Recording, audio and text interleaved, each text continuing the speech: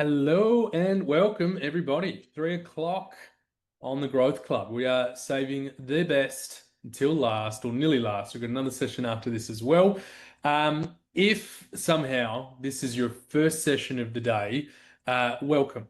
If you're in for a treat, there's heaps of good things to catch up on. If this is your fifth, seventh session, it's possible. Welcome back. It's so good to have you here. I'll quickly run through the housekeeping just so everyone's crystal clear on what's going on and how this works.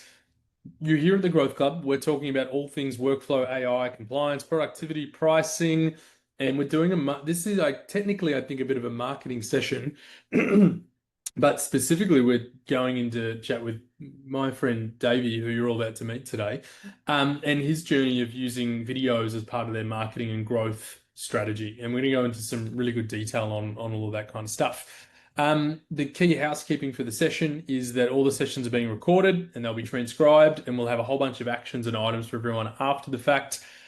There is a CPD point available, thanks to our team at CrediWise who have helping us to get that done. And we still have a chance for you to win up to $500 worth of gift cards. All you need to do, and you can do this right now, it takes 10 seconds. Take a photo, a screenshot of you watching this session, put it on LinkedIn, hashtag Growth Club, tag the firm so we can see that you've done it. And that's it. That's literally it. You can do that. You might win up to $500 worth of gift cards. So I've seen a few posts, they're looking good, but there's still time for more.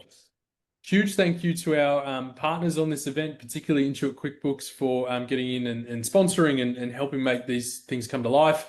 There's been a few different brands and companies that have come together to help bring this together this week. We thank all of them for their support, as well as our speakers. And speaking of speakers, we are chatting with Davie Mach, who is the founder of Vox Advisory. Session is using video and YouTube to grow your client base without being a full-time content creator. Davie, it's so good to see you. How are you? I am good, surviving, getting my 6 hours of sleep, but yeah, end of financial year, it is so busy. So I'm actually super excited to do this because I haven't done one of these in a while. It's been like 6 months. Yeah. And I am very appreciative for the people to join and listen to me because it is busy time. So I really appreciate you guys taking the time during the busy period to watch these videos and learn from me. Yeah. Well, we're all excited to jump in. So what I'll quickly do, I'll make sure everyone can hear us and see us okay. Just jump into the chat and just say, hey, Trent, I can see you and I can see your screen. You can see my two little dogs that are thankfully asleep on the couch right now. If that changes, I might have to kick them out. So we'll see how that goes. But yeah, jump in the chat. Let us know everything's working perfectly. And we'll get started and come in. Hey, Miriam, good to see you back here. Davie, I'm going to start with you. Why don't you start by telling everyone about yourself and your journey to starting Vox Advisory? No problems. I may look like an 18-year-old just starting on as a cadet, but I've actually been in the industry for, I think, 17 years now. So I started as a cadet back in 2008, I believe, 2008 or 2007. I can't remember the actual date. Because I did start right after high school before the year ended. So I can't remember, it was 2008 or 2007. But anyway, did that for a couple of years. And then I moved to a boutique accounting firm, a chartered accounting firm based in Parramatta in Sydney. And I just grew my, progressed to a manager role there for like 6-7 years. That company merged with one of the big fours, and I didn't want to be part of the big four accounting firms. So I decided that I'll go out on my own.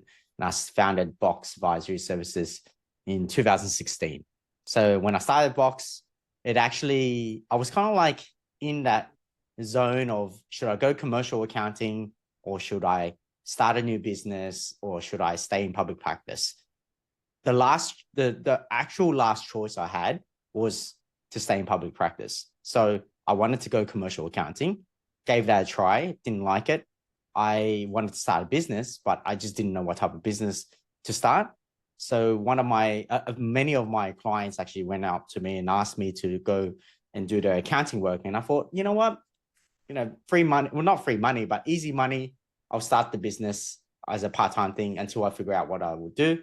And, fast forward 9 years, I'm still in the business. The business has grown to like 3+ mil in turnover. We've got thousands of small business clients.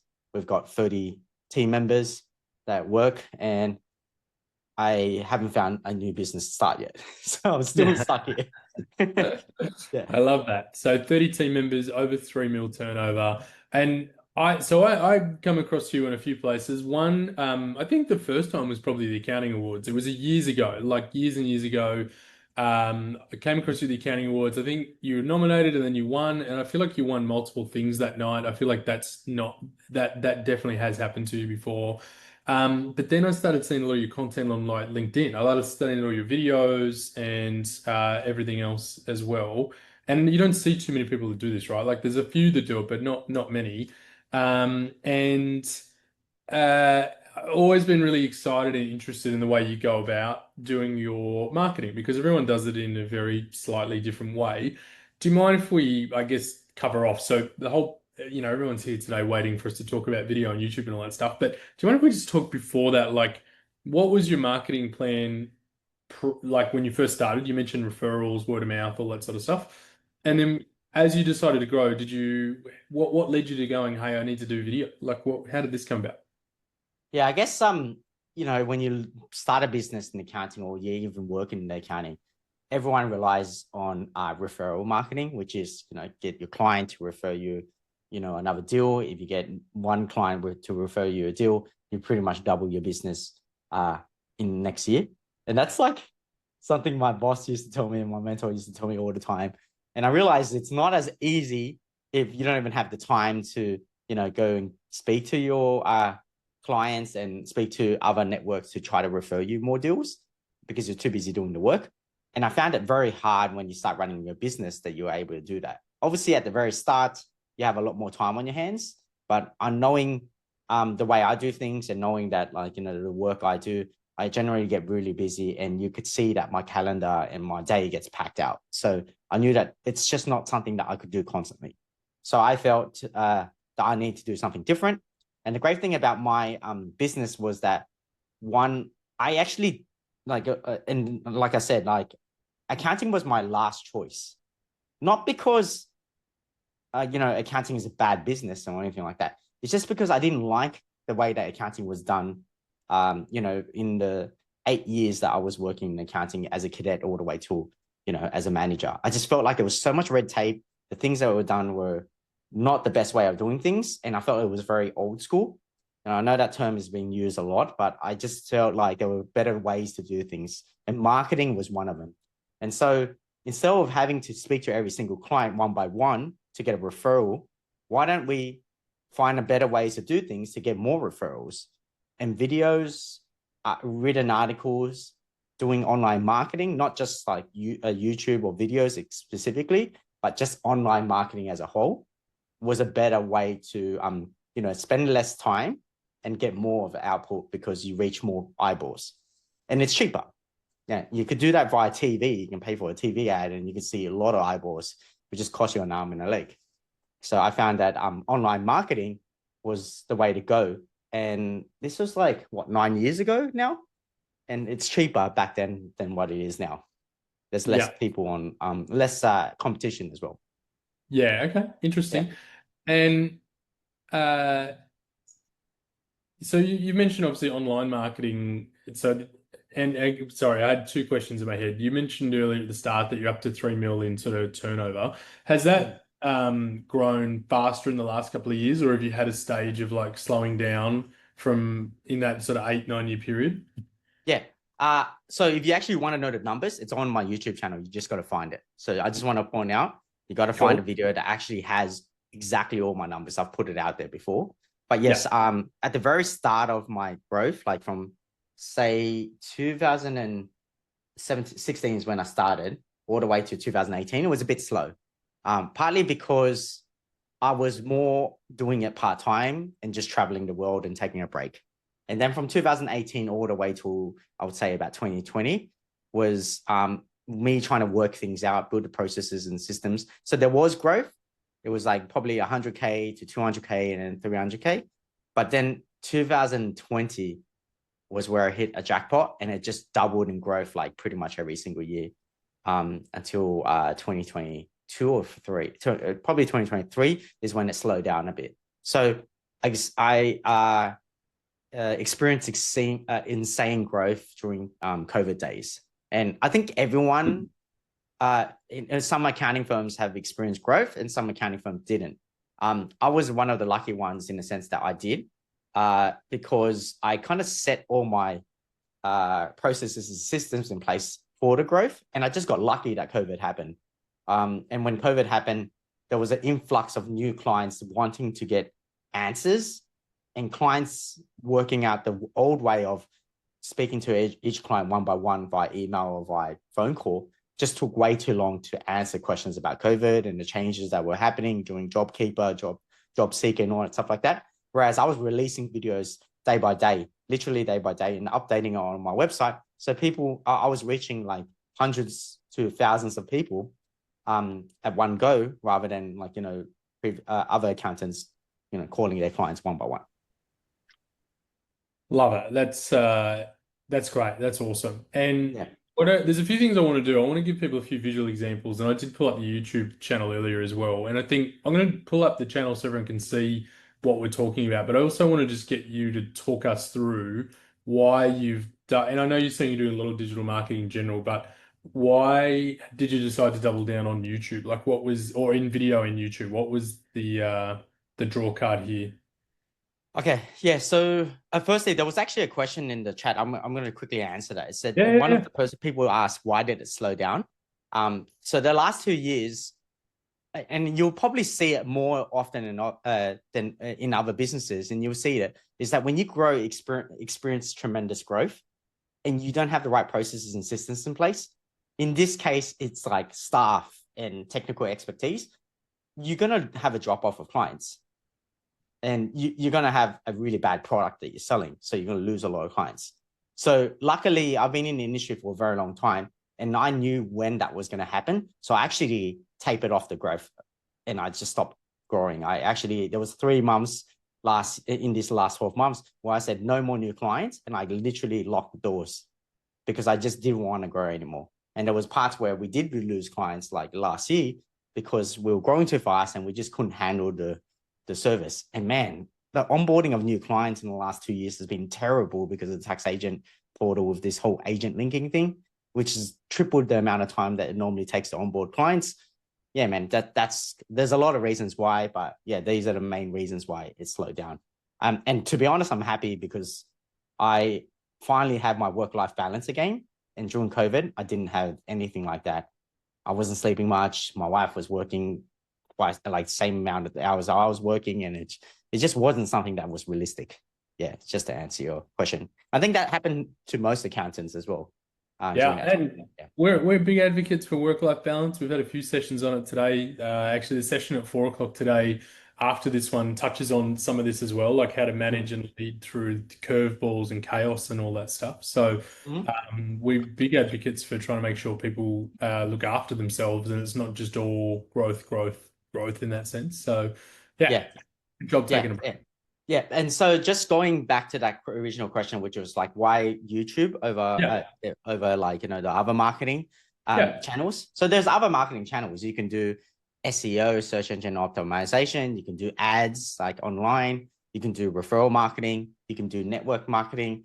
So networking is basically literally spending your time going out there after work hours or during work hours to, drum up business, speak to people, and then reach out to them, have a coffee, and then get them to bring in clients for you. So they all work. And in honest opinion, referral marketing works the best and networking. But time-wise, it just takes so much time. And what I mean by it works the best is because you're borrowing the trust that you have with the audience, that they have with the relationship they have with like their mortgage broker or their lawyer. So they already drum up a relationship with the lawyer and the mortgage broker, and they have like certain trust with that person. And then network marketing allows you to borrow that trust by them referring that contact to you, and then that client now trusts you as well because they trusted that mortgage broker. and they work with that mortgage broker, and they think that mortgage broker's like skills and trust gets brought over to you. So you have like a bonus points when it happens through referral marketing, and you can't get that from most of the marketing platforms that you have. The only one that I could say kind of resembles that is YouTube. And the reason why I think that YouTube resembles that is because YouTube is long form marketing and people watch you for hours. So you can see that like on my YouTube channel, there's 38,000 subscribers.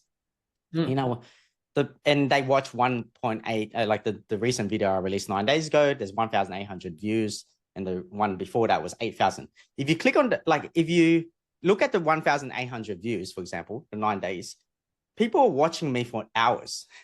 So like that's a 1 hour video that people are watching, and they start, like the way I explain it, they start building trust and points and a point system. So every time they watch you for longer, they feel like they know you. They feel like that you're their friend. And then by doing that, you're not doing anything different.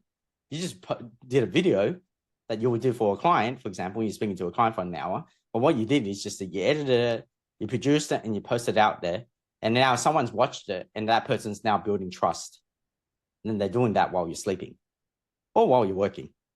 Yeah. And from that then helps you, get more clients, because over time, they're going to have a touch point where they're going to be like, or a pain point where the current accountant's not working for them or not doing a good job. The current accountant's sick or whatever it is. And they're like, I need an answer now. And then there you go. They log onto their phone or their TV, and then Davie Mach, his beautiful face, the young 18-year-old guy, shows up and he's like talking about accounting and tax. And he's like, I need to give this guy a call.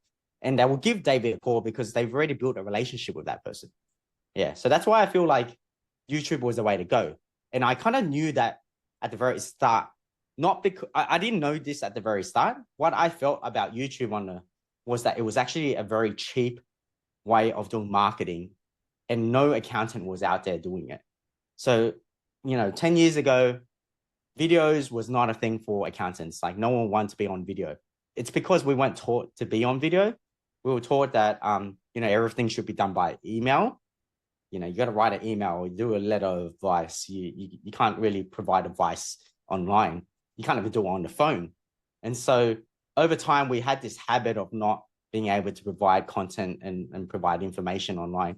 And it just made it seem like there was a kind of like a ceiling for everyone that no one felt like they wanted to overstep that. So I was one of the first that went, you know what? It doesn't matter. I don't think I'm going to get sued. I don't think I'm going to be providing content out there that's going to be financial advice. What I'm trying to do is just give people information for them to make better decisions. And it's just about accounting and taxes. And generally, it was very basic information. And then from then onwards, I realized there was just so much value, because even my current clients were saying, Davie, your videos, I've been watching them. And mate, I really like how you explain things, eh?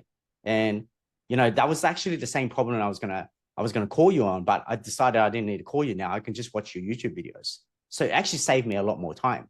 So I realized that marketing isn't just about winning a client and getting a return on investment on a new client. It's also about how much time it saves you, how much time it actually helps you service a client and make them happy.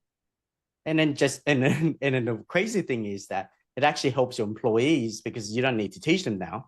You can just show them your videos as well. So I started showing my videos to employees as well. Yeah. Sounds like you're cheating a little bit there, because you're using it once and it's getting used 10 times. Yeah, basically. Yeah. Yeah. So, and that's why the views have grown a bit. But back then, man, I'm telling you, I used to have like 500. If you click, go all the way up and go to oldest. I think you can filter it by oldest or sort it by oldest. Yeah, let's do it. I mean, I was looking at the oldest ones earlier because obviously there's a question here on, we'll get into more of the detail of like how do you choose the right tiles and the naming and all that stuff. But 6 years ago, we had you got your case study videos, got a few hundred views. That's is that 18-year-old you there, is it? Yeah, pretty much. Yeah, some of these videos still only go under the thousands, which is, and some of them are big, some of them are bad. Like they didn't do well, and I've learned from it every time. And you should see some of the videos. I think I had one of my editors actually try to persuade me not to post it because it was really bad. But I said to myself, post it because one, I don't want to reshoot it again. And and two, I wanted it to remind me of how bad it was. So I can actually improve as well. So yeah, that's how I did There's this. some big views here, right? Like this is an older one that's got 35,000 views, and I can see why. This question comes up all the time. Yeah, Directors drawing money from companies in Australia, how to do it. The family trust versus company, yeah, 54,000 views. That's pretty wild. Business tax deductions explained. You got the whiteboard out. Nice work. yeah. Uh, And I look like a kid there for wow. Yeah. So I gotta bring back the goatee. Yeah. yeah, I Yeah. think so. So yeah, man, like I spent a long time on it. And when did I post those? It must have been 2019, I think it was. Yeah. 6 years 6 years ago ago. was, yeah, Yeah. so that would be 2019 or so. Yeah. Yeah. Yeah. So I started with that. But the first form of marketing I did was like building my website and writing articles. And then because I couldn't afford to do videos. Videos are expensive. And I didn't have the technical expertise of having to produce a video. So I had to pay someone to do it. I think at that time I was paying like $10,000. I had a budget to pay $10,000 for like 6 months to a year, I think it was. And then it just slowly built from there. Yeah. Yeah. So that was 10 grand for 6 to 12, as in over 6 or 12 months. Yeah, the budget was $10,000 for basically a year, but it was a 6 month contract. Yeah. Yeah. So I basically hired like well, not an intern, like a young guy that I thought was good at what he was doing, and he wanted to jump into this career of building videos. He was a mate of mine too. Paid him $20 an hour, got him for like 20 hours a week, and then within 3 months, we realized that we had a gold mine, and we just needed to keep mining, and we just kept needing to create more videos. And we've noticed that clients were happy, a lot more happier. We noticed that we were saving a lot more time, and we also noticed that the leads coming from coming in, booking a meeting, were somehow watched one or two of our videos. So we knew it was working. Yeah. So we just doubled down, and I think within 3 months, I doubled the budget already. So we went to 20K Yeah. within 3 months. Yeah, we kept Well, upping it. if you can see you're getting ROI, I think that's an important thing. If you can track and measure that it's working and you're getting good return from it, then, obviously keep going. That'd be the advice you'd give to a client that was going through a similar thing. Yeah, but like with videos, you can't track ROI.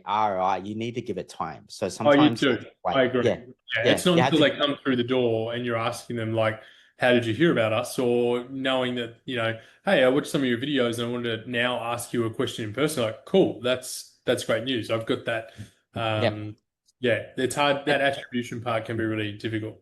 Yeah, and that selling cycle usually takes time too, right? Like some clients take like 6 months to come on board, or they might even wait till next year, next financial year.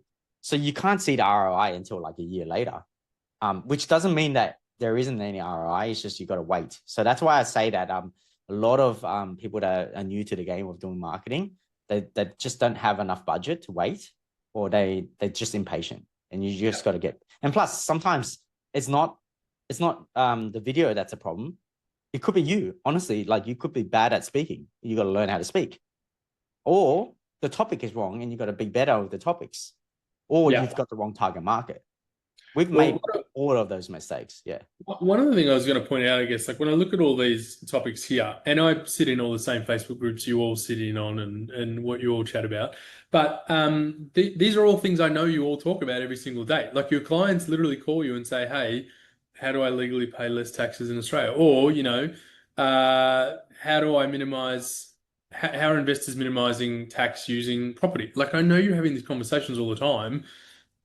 The key for me there is that some would say, I don't know what to do a video about. I don't know what to write a blog about. Ask your customer, what's the last 5 things you got asked by your clients? And when I think that and then I look at your videos, I'm like, yeah, that's what they all asked, right? These are the things that people are searching for, asking for, wanting to know more about, and you've got it all listed. Do you want to talk us through your method and madness for your like cover tiles and stuff? I can see the ones from 2 years ago are slightly different to the ones you've done recently versus the older ones Yeah. uh, back here. Yeah, I can't really comment on that because I got a marketing agency that does the actual pictures. Yep. But I think they try to do is they try to capture your they try to get you to click basically. So they need to make sure the heading is big enough. They need to also put a face on it, because people usually resonate with a face, like resonate with a person when it comes to accounting, and even videos overall. They just like to watch the videos. And I think that's the main thing. And putting a bit of color also makes it pop a bit more. It stands out from anything. But that's just from what I know. But my marketing guys are the ones that are the experts. But back then, like, you could see that my face was a bit smaller. So you can't really see it. It looks like a figurine more, like the photos. So they made it pop a bit more. And they added some more coloring to give it more depth. Yeah. So I think it looks better. And also the headings are a lot more easier to see. And also I had one person comment that, like, it's a bit of a misleading, because, like, for example, the first one, do this to legally pay less tax. That one there, the picture at the start is showing a refund. So people are more inclined to go, oh, how am I going to get a refund? So things like that. Yeah. Makes sense. Cool. There was a good question here from Jack. I know this is you still. No one else is going to know it's you, though. So YouTube and video is obviously important. TikTok, and even I think, Snapchat was probably before that, and now TikTok's the big old thing. Do you share this content and videos in those channels as well? Yeah, so I'm also one of you guys in a way where I think that I've struggled to be on Instagram and TikTok. I can't stand it. Actually, like socially, like I try to turn off my phone, and I try not to get involved with whole TikTok and Instagram. It pisses me off because it takes so much of my attention, and I just don't like TikTok and Instagram the way it does things. And so but I know that I had to do it for business, because the younger generation are coming, and even the older generation are starting to jump on TikTok a lot more to find information. And you'll notice that Google, which was back then the highest, search engine, the biggest search engine in the world, is now getting overtaken by, social media. Firstly, it was YouTube, which Google owned anyway, but now it's actually TikTok and Instagram and all those short forms. So I actually have a graph. I unfortunately don't have a graph of what it was years ago. So I would have loved to show you guys that, but it didn't show the comparison. But unfortunately, I'm just going to show you guys what I have right now. Yeah. Can you guys see my screen? Yes. Yep, and it's a graph, right? Your lead source before. Yep. So these are lead sources by deal. So we track everything. We track all our leads, and the lead is a definition of a actual business booking in a meeting with us, not an individual tax return. A meeting, a actual business with a group, with companies or trust or whatever. So this is what it is as of yesterday. So you would see that YouTube is like winning, and it was the wild horse. But I like about 4 years ago, before COVID, Google was up here, and everything else was the smallest except for referral. Referrals were giving us quite a fair bit of clients, but it was Google and referrals. But we saw by tracking all the data that YouTube was a wild horse that was growing so fast. And also the leads that we were getting from YouTube was such an easy win that they were ready to pay whatever it was. And they asked basically barely any questions, and they were ready to just sign on board. Whereas Google, very hard to convert. Referrals were great to convert, but cost an arm and leg in terms of like the work that we had to do sometimes, because they always ask for favors, and referrals sometimes it comes with a monetary benefit as well. Hidden strings as well. Yeah. So and then the others are like TikTok. I think TikTok is added into here, but TikTok is growing as well. The funny thing is that I finally in the last 6 months I think I've cracked the code on Instagram, and my Instagram is starting to grow quite a lot too. So a lot of the audience is coming from YouTube and Instagram. And Google, I'm telling you this, it's going to slowly die. But if you were to ask me what I think is going to happen next, it's most likely there's going to be a new network, and that network is ChatGPT and AI. Yeah. So people are going to be not asking social media anymore. They're going to just ask ChatGPT who the best accountant is, or which accountant, refer me an accountant that you recommend. Yeah. I mean, Not for accountants particularly, but I mean, just in general, I'm often like, where's the best five? Give me the five best coffee shops in Sydney CBD or whatever when I'm there. More just because I'm interested to see what it's picking up and where it's pulling it from and all of that kind of stuff. I still feel like sometimes I'm having to go back to Google for the reviews component, right? So, Jack, mate, I can see your comment. You were listening in today's morning session. I'm very glad to hear you say that. Kaz, I might ask you a question where you said what others have you used. Can you just be a bit more specific for me so I can better ask that question? Um, in the way that people are learning, so you've talked about people using video. I saw a post in the group the other day that basically said 65% of practitioners are over 50 years old Yeah, in I've Australia. actually made it such a clear thing. Like that stressed. It didn't stress me out, but it. I don't know. I was grinning. I was grinning extremely. Yeah. Yeah. I I, I I I'm think there's. nervous. I'm nervous, but I'm nervous in a good way. Right. I think we're sitting on a gold mine right now. Yeah. Oh, I I mean, I think where you guys are well placed with the videos and things, I absolutely believe this is the future of how people want to consume content and everything else. I think mm, I'm nervous for the people that are against some of this stuff, where they're saying, "Hey, I don't want to do this stuff. I'm ready to retire at this point because I'm tired, I'm burnt out, there's too much compliance and all yes. of that stuff." Um, I honestly feel the same. I want to retire too. I mean, the bloody ATO is just making it harder. Sorry, this is yeah. getting recorded, but yes, No, the no, you're ATO is fine. nice, but I just want to say like it's just so hard now to do like what we used to do like 2, 4, 5 years ago. Yeah, Yeah. so much And more harder. Yeah, And Jack's making a good point, and this is probably where my head was going. Like, is there room on TikTok for a 65-year-old tax agent influencer? And look, I think mate, I'm, yeah, 100%. yeah, So much more. I I think just so. want to point out. Yeah, I think one of the reasons why I struggled on Instagram was because I look like an 18-year-old and I like talking about taxes and advice yeah. and telling you how to manage your money. You can get a filter though, right? You could like make yourself look older. You could get AI as well, but there is one person that's like over the age of 60 on that's an accountant and he does really good things. Okay. Charlton's from in Cronulla area. I think it's Sutherland. I think he's from where he's Yeah, based in Sydney, and he's yeah, killing it because he looks like a tax an expert, and he looks like someone that you would trust because he's yeah, got years of experience. And he's really good at what his advice is amazing. Like yeah. I learn from what he says as well, and I resonate with exactly what his advice is as well. So people older can do it as well. You don't have the technical expertise. I don't expect you to. That's why you No. hire people to do it. Well, this was my next point, I guess, was around mental state. So you've got to be in a particular mental state to want to be able to feel comfortable for this, right? Like a lot of people, what do we say? Public speaking is I'm more scared of that than I am of actually dying. I'd rather not speak in front of people compared to actually, being on my deathbed. That's the statistic that gets thrown around quite a lot. So, was there anything you had to do to get yourself ready to share, to create? Because not everyone is sitting here going like, "Oh, I couldn't do that," right? Yeah, Hopefully as you're saying, there's you want to multiple do that things. stuff. One thing is just post the shitty videos anyway. Just do it Yeah. Yeah. because you have to, and that's what I did at the very start. I got a bit of backlash from it. You know, I had other accountants, say things about what I said, and I needed to make sure that I cut through all the emotions and just focus on what I can do to improve every 1%. And one thing that accountants need to learn is that we need to be better communicators.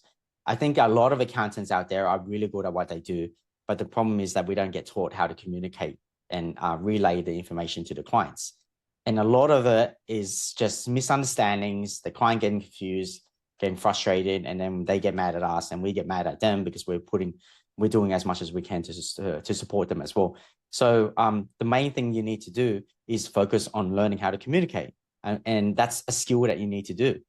When you're an accountant working at a firm, communication isn't something that gets forced onto you to train because you're usually doing the back office work. But when you become a business owner, you need to know that that is a skill that you need to learn and you need to actually develop it over time.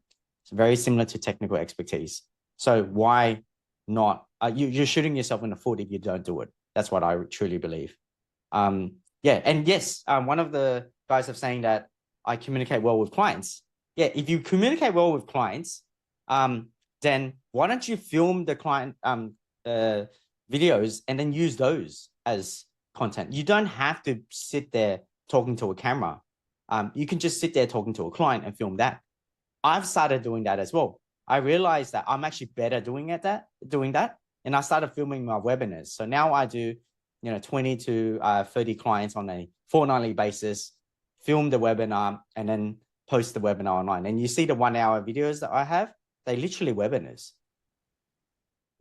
So when Yeah, you do that, like obviously, do you, because client privacy and all that sort of stuff, like how do you manage that? Are you telling the client, hey, you show them and say, hey, this is what I do. I'd love to do one with you if you're okay with that. And do you get them to, do you just blur everything out or what's your, because I think a lot of people could do this. You're all meeting with clients every day, doing yes. them on your Zooms. You could record them. You could record, like we're recording this, right? Like we could do this session recorded, and then transcript out, the other session that's running right now is about how to use transcripts with AI. You could totally go and do all of that to blogs and content and whatever, but talk us through how you position this with your clients. How do you get them comfortable with the idea? Well, firstly, I just told them that it's very similar to like the phone call in a telemarketer where you just say look, this phone call is like recorded for training and marketing purposes. Let me know what if you don't feel comfortable with that, and then they sometimes say, oh no, I don't feel comfortable with that, and it's like it's okay. Like the ones that feel uncomfortable about it, then you don't do it. It's just not it's not good. But you'll know eventually over time that the videos are actually helping others, and they usually sometimes come from like those videos that you've created. So eventually, like some of these videos, some of these clients would be okay with these videos, and that's what we we say to our clients that these calls that we're having, which is a webinar, obviously, if you don't feel comfortable asking those questions, just hold back on it. But just I want you to be aware that we can stop the recording anytime and then ask the question, or you can ask me one-on-one. Here's my number. You can call me anytime. So there's another place for them to ask those questions.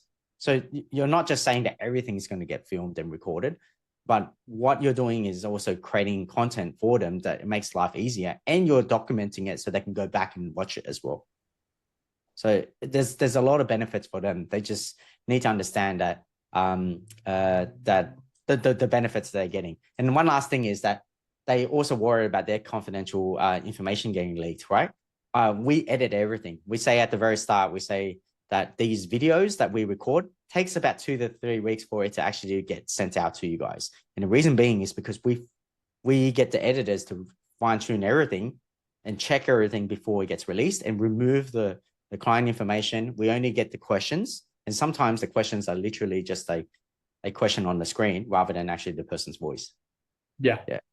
So that helps a lot because Oh, yeah. no one can actually choose, say it's the client. Yeah. 100%. Yeah, I hear that a lot. It's like people say my clients wouldn't go for that. I'm like, they'll go for whatever you want them to go for if you position it the right way and you put all the securities in place to help them feel comfortable. I think it's not too different to, when you're selling your services in general. Like you say a few things that will help them feel comfortable that you know what you're doing and you're the right person. So I would expect most people watching this have not gone to the lengths you have to do the YouTube channel, the video creation, marketing, editors, all that sort of stuff. What are the key bits of advice you can give everyone like that's thinking about it on the back of everything you just said? The baby steps. What are the baby steps to getting started and moving in this direction from your point of view? Yeah. The first things first is that you got to be aware of your goals and the target that you want to achieve. If you don't want to grow next year, like if you want to, if you're happy where you're at, then you don't need to do marketing. You don't need to because other people are doing it. You just need to be aware of what your plans are, what your goals are, and how to achieve them. So I just want to firstly say, like, marketing isn't something that not something that all businesses need to do. Okay. The reason why I did it is because I did want to grow. I wanted to get to 1 million. I have a goal, some crazy goal to try to get to $10 million. And the reason why I want to do what I want to do is because I actually want to pass the business down to my team members. And I want to give them pay rises. I want to keep everyone together. I selfishly want to keep everyone. Everyone that started with me from the very start, I want them with me when we sell the whole business together, or I want them to the end when they retire. And so in order for me to keep them, I need to grow the business. And so therefore I started from the very start going, I need to focus on marketing. So I just want to be make you guys aware that marketing isn't something that you always need to do if you're happy to stick with where you are. If you want to grow and if you want to keep your team, you need to find ways to give them more pay and find ways to make more profit. So then marketing is a way that you need to focus on. I do have like a diagram. Everyone loves diagrams, like structured diagrams. Love it. Yeah, that one of my marketing guys have built. So my marketing guy, he's become a very big expert in YouTube, the game. So he teaches a lot of people on YouTube on how to like grow their channel and how to make money from YouTube. And what he says is that you don't actually need thousands of subscribers. You just need you just need like 100 raving fans. And so all you need to do is just get people that religiously watch your content or religiously become a fan of yours, and that will refer you more deals and refer you more clients. And then you can grow your business like that. So in order to do that, first is you borrow the strategy from some guy named Gary Vee. So what Gary Vee does is he builds long form content, and they call them pillars. And then he cuts them up into shorter videos. So what he does is, what I do is I build YouTube long form videos, and that could be a podcast. I stay away from podcasts. I love podcasts, but I find that I'm just doing too much already. And like what someone said, well, what time do we have to actually produce these videos? I agree. I don't have that much time as well. I try my best to do it. And yes, sometimes I'm working overtime doing it. Or paying a lot of money for other people to do it. Dave, is it possible to zoom in just a little bit? Yeah, sure. I'll try to zoom in. Oh, shit, that's too much. Sorry, give me a second. Is that okay? Yeah, that's great. So right now, just to quickly explain this to you, is you build a long form content. Could be YouTube, could be a podcast. Then you cut it into like reels, they call them, short form videos.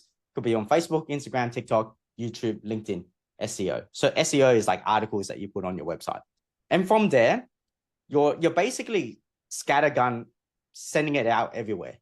And I think this is where a lot of people fail at, because what they do is they do one style of the video and that's it. They send it, they post it on Facebook and that's it. But what you should be doing is there's so many platforms out there that allows you to like get your video onto that eyeball or that audience. So find those platforms that you want to focus on and post on all of them.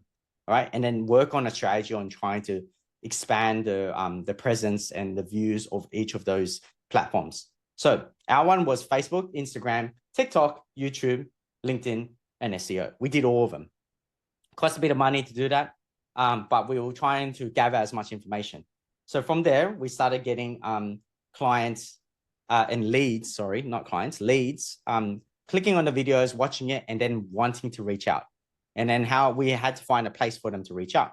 So our offering was a webinar, or our offering was them booking a free consultation with us. So find on your website, build a landing page, they call it, and get them to book in a meeting or provide information. If you want to be like low touch, you might want to just grab their email. So you might want to get them to fill out a form and grab their email, and then you can send them other videos and get them to start watching your videos more. Remember, you don't need to make the sale straight away. The focus is just building trust with your lead. And the more trust you build with them, the easier to sell at the very end. So if you get this, if this person just signs up, like this happens to every sale, for example, let's just say that I fill out an insurance form, and the insurance form is a life insurance, right? And then they spit out the policy, they spit out the forms and everything within 1 minute. And it's like a 30-page document. That's going to take me weeks to read. And then I want to research the website to make the company and make sure that that company is trustworthy. And I want to make sure that I'm covered properly. So it takes a lot of time for me to end up making that deal anyway, sale. So understand that you don't need to make the sale as quick as possible. In e-commerce, that's the goal. The goal is to make the sale as quick as possible. But when it comes to accounting and advisory and personal touch, and personal relationships. It's not like that at all. What you should be doing is focusing on building trust. And that trust could be like with all these touch points here, the Facebook, Instagram, the long forms. And sometimes you pull them around touching every touch point as much as possible for 6 months to 12 months. And then you can then bring them in for a webinar. And you can find touch points for webinars. You can find crucial points in the or crucial emotional touches. So for example, end of financial year, you could do a webinar at the end of financial year, and then you can do a selling like some sort of offer after the webinar saying, hey, if you sign up now, you can get 50% off, or you can get like a free zero training or whatever it is. And that's how I think you should build a funnel.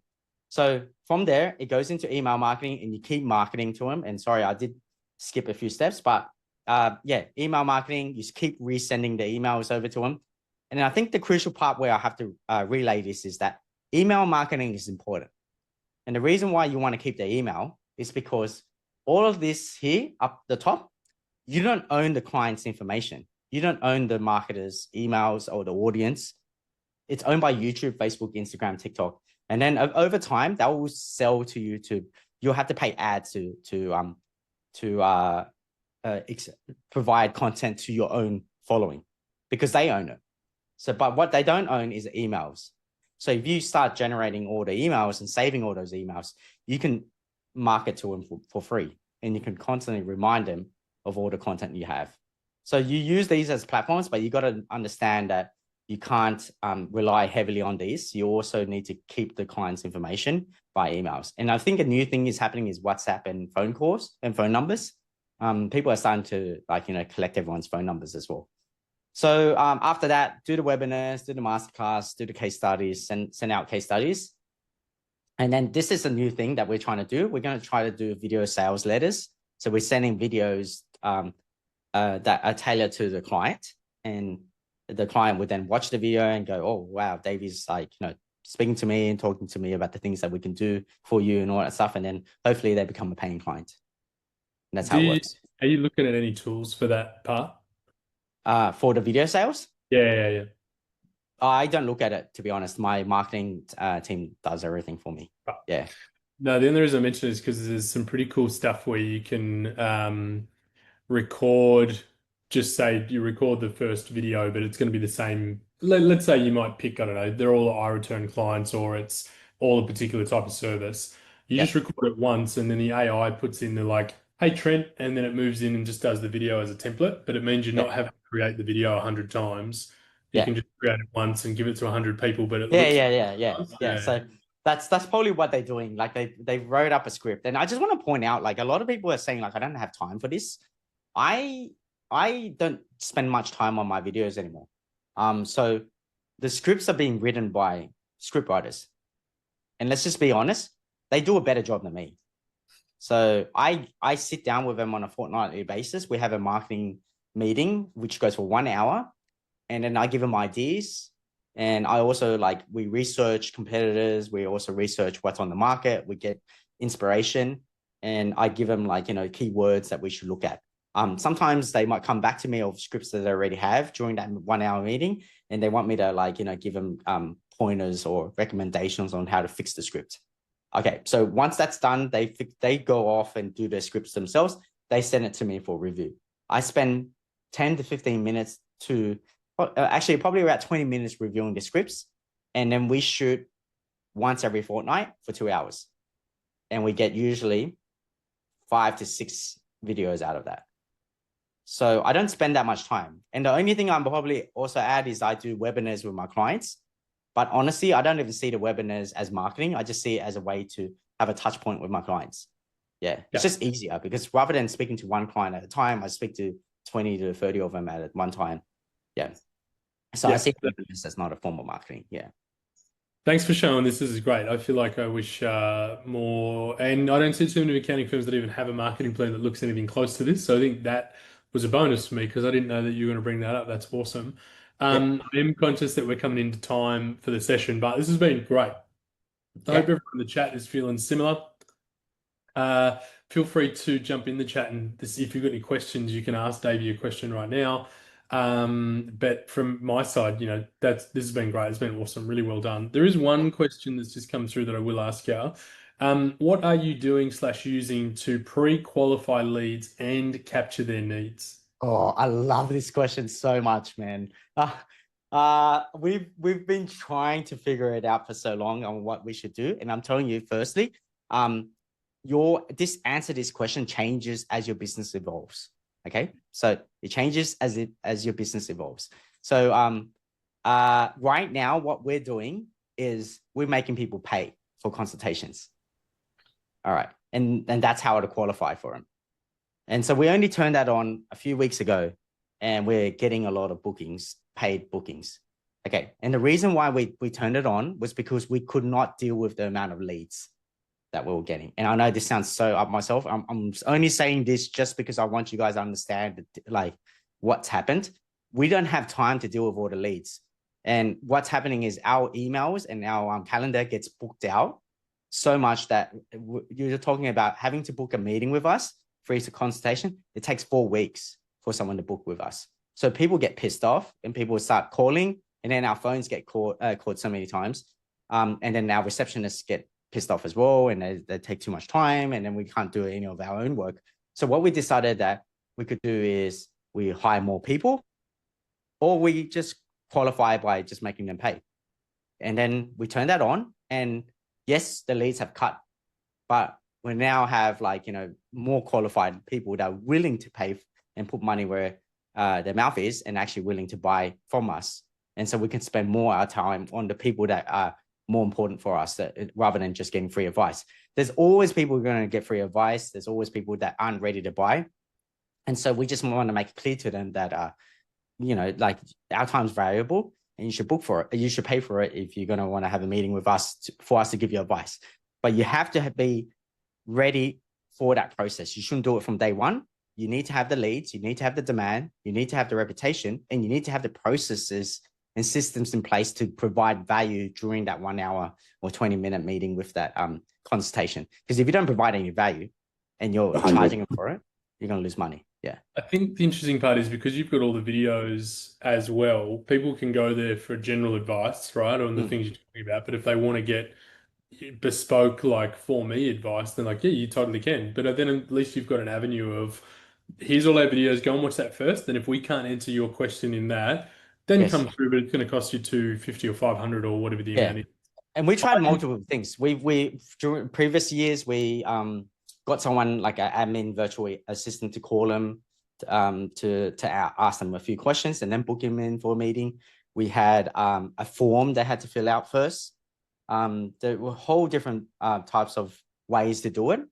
So yeah, the answer just really depends on your business and your demand and your processes. But we've got to a certain point where we charge, and crazy thing is a lot of people are willing to pay. And the way that we do it is that we credit the money back to them for their package. So we're not taking their money just like that. We also just say, hey, if you're willing to sign up with us, then just pay, and then we'll just credit you the same amount. Yeah. The one thing I've done is actually throw the video you did that shows that you use marketing to grow your business from 200K to 3 mil a year. That's what's in the chat. So anybody wants to learn more and getting more behind the scenes on this conversation, check out that video. There is a question here on whether you help, advise other accountants on this kind of stuff. And I don't know if there's a pathway here, mate, that you want to talk through in terms of people that might have more questions or anything along those lines. Yeah, not exactly right now because obviously in a financial year, but the plan is to do something soon to help other accountants. And I was like, the 5 minutes I was talking to Trent before this webinar is that I feel like I don't do enough for the industry that has helped me achieve my dreams. Like I've been able to build a business. I've been able to look after my mum and dad. Yeah, and I've been able to buy them, pay off their house, and I wouldn't have been able to do it without accounting. And I just want to make sure that, you're right.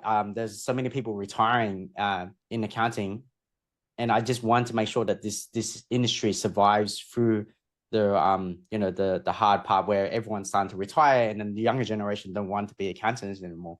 But right now we're reaching a era that's it's a gold mine to me, and I just think more and more people need to understand how to change the way they do things in accounting for the new generation, and you're going to be doing well. So yeah, I feel like you guys should just reach out if you have any questions. I'm all ears. LinkedIn is probably the easiest way to get a hold of me when it comes to accountants, because I'll usually do a bit of research on you and just see that you're a real person, and then I'll give you advice for free. Yeah, but for later on down the track, I'm thinking I'm doing some sort of mentorship.